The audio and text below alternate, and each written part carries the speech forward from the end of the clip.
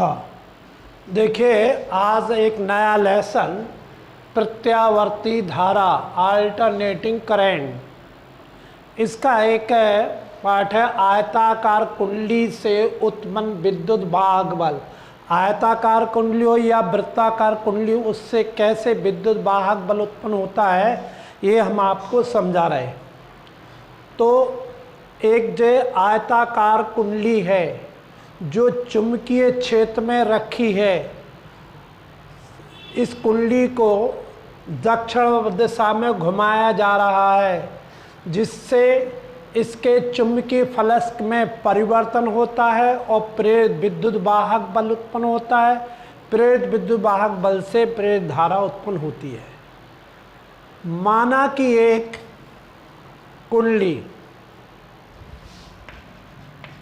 माना कि एक ABCD कुंडली N फेरों से मिलकर बनी है।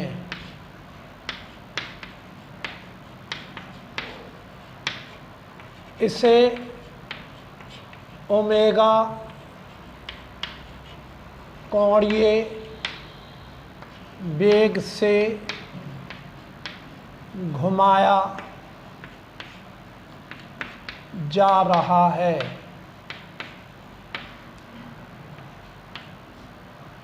T समय पर चुंबकीय फलक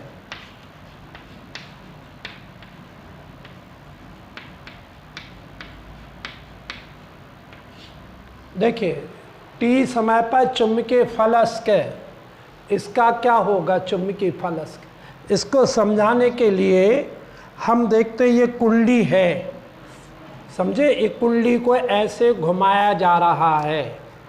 तो मान लिए कुंडली का तल ये है, तो कुंडली का तल ये है, तो ये एक थीटा कोण बना रहा है। थीटा माने ओमेगा, क्योंकि कक्षा 11 में पढ़ा होगा कि अगर हमारा कोणीय वेग दिया है और कोण निकालना है तो थीटा बराबर ओमेगा टी एक कोण होगा, ठीक है।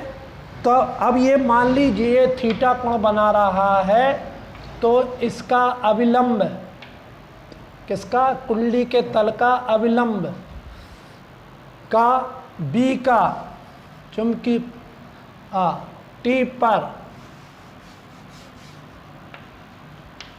B का अविलंब घटक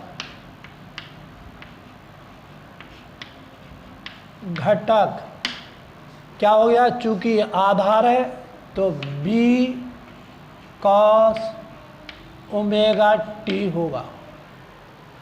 तो ये B, अब निकालेंगे चुंबकीय फलक।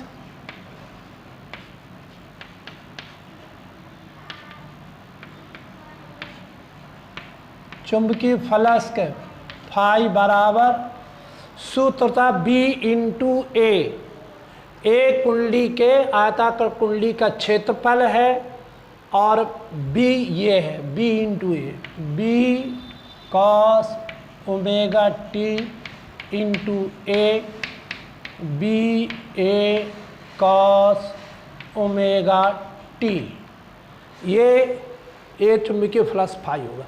देखिए अपन को ऐसा क्यों करना पड़ा है कि अपन को विद्युत वाहक बल निकालना है।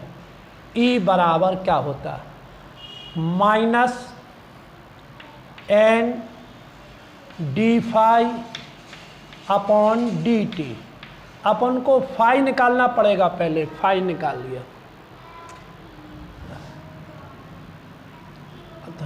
अच्छा, ये निकाला फाई बराबर B into A cos omega T. तब प्रेरित विद्युत वाहक बल क्या होगा, विद्युत वाहक बल E बराबर minus N d phi upon d t. ये का फैराडे के चुंबकीय प्रेरण नियम से, फैराडे के चुंबकीय प्रेरण के नियम से, लो ये हो गया, ये चुंबकीय प्रेरण लगा दिया। अब हमें क्या करना है, -n d/dt फाई का मान रखना है। फाई का मान है BA cos ओमेगा t। चूँकि t है तो t के सापेक्ष अपन को अवकलन करना है, इसलिए जिसमें t है उसको छोड़ के सबको बाहर लाओ। तो क्या हो जाएगा, E बराबर -n BA और ये हो जाएगा d/dt cos ओमेगा t। अब इसका अपन को अवकलन करना है, आपको अवकलन आना चाहिए। चलो ये हम बता रहे क्या है अवकलन, ये मैथ में पढ़ चुके बेटे। तो ये होगा t के सापेक्ष करना है, तो t के सापेक्ष ओमेगा t में t के सापेक्ष होगा omega minus sine omega t। लो ये इसका अवकलन हो गया। तो E बराबर क्या हुआ, minus plus n BA omega sine omega t। अब कोण का अधिकतम मान, साइन का अधिकतम मान 1 होता है। साइन ओमेगा t का अधिकतम मान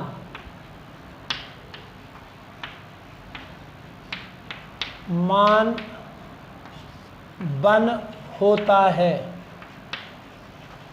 1 होता है तो क्या हुआ, E बराबर, जहाँ इसका मान 1 होगा साइन ओमेगा, तो ये हो जाएगा n BA ओमेगा।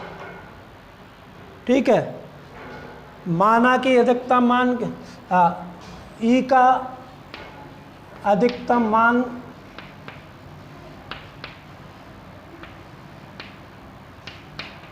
E0 है, तो हाँ इसका अधिकतम मान क्या है, E0 है। तब E0 बराबर n BA ओमेगा।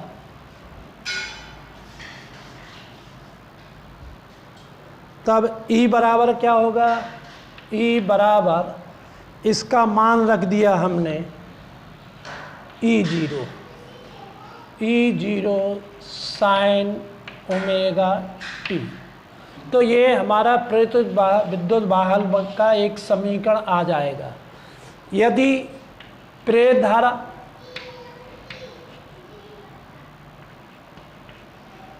धारा क्या होती है, ये भी हर आधे चक्कर के बाद अपनी दिशा का मान माने आधे चक्कर में प्लस तो आधे चक्कर माइनस, इसका आवर्त रूप से बदलता रहता है।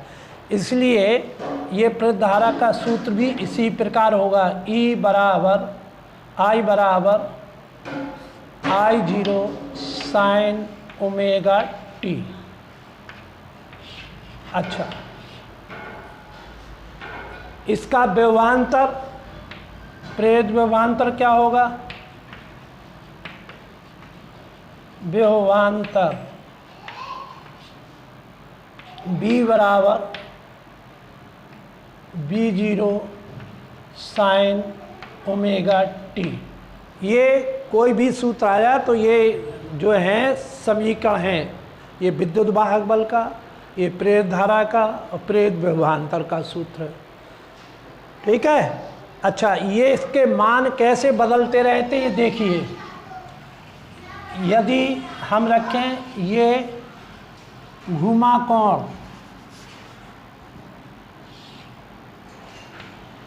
घुमा कोण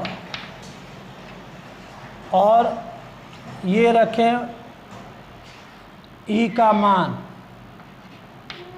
ई का मान क्या होगा? तुमको मालूम है कि प्रारंभ में इसका छेद चुंबकीय क्षेत्र के लंबवत है और फिर ये थीटा कोण घुमाया गया, समझे? तो ये सूत्र आ गया। तब अपना घुमा कोण मान लो 0 कोण घूमा है, तो क्या करेंगे? ई के मान में E0 साइन ओमेगा टी का मान 0 और E0 साइन 0 का मान 0, तो हो जाएगा 0। तब इसका मान 0 आएगा। अगर 0 कोण घूम जाए, माने तल से, माने जो एक इसका मान प्रारंभ में इसका तल लंबवत था, जब ये घूमा कोण तो इसलिए ये कोण बना लिया था। अच्छा, अब यदि ये 90 अंश घूम जाए तो क्या होगा? E0 साइन 90, साइन 90 का मान क्या होता है? 1, तो ये E0। इसी प्रकार 180 अंश घूम जाए तो E0 साइन 180 का मान 0 होता है, तो ये आ जाएगा 0। अगर ये 270 घूम जाए तो E0 साइन 270 डिग्री, तब इसका मान साइन 200 माइनस, ठीक है, 1 होता है, तो ये कितना होगा? Minus E0। और पुनः एक चक्कर के बाद 360 घूम जाएगा तो E0 साइन 360 का मान 0 होता है, तो पुनः ये 0 हो जाता है। इस प्रकार ये आवर्त रूप से ये बदलता है। इसको हम प्रेरित द्वारा एक ग्राफ खींचेंगे।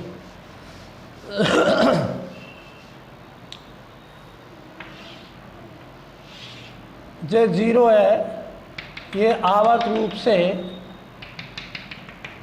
ये ऊपर होगा प्लस ई का मान, नीचे होगा माइनस ई का मान, ठीक है? तो ये इस तरह आवर्त रूप से घूमती रहती है। माने 0 पर इसका मान 0 होगा। अगर वो 90 घूम जाएगी तो प्रेरित विद्युत का मान ई के बराबर हो जाएगा, ठीक है? तो फिर वो 180 घूमेगी तो 180 में घूमने उसका मान पुनः 0 हो जाएगा। अब 270 घूमेगी 270 डिग्री, तो उसका मान माइनस ई हो जाएगा। और पुनः एक चक्कर में 360, एक चक्कर में 360 में पुनः इसको 0 हो जाएगा। इसलिए पूरे एक चक्कर में 2 बार 0 और 2 बार अधिकतम विपरीत दिशाओं में, अर्थात एक बार प्लस में होगी तो एक बार माइनस में होगी।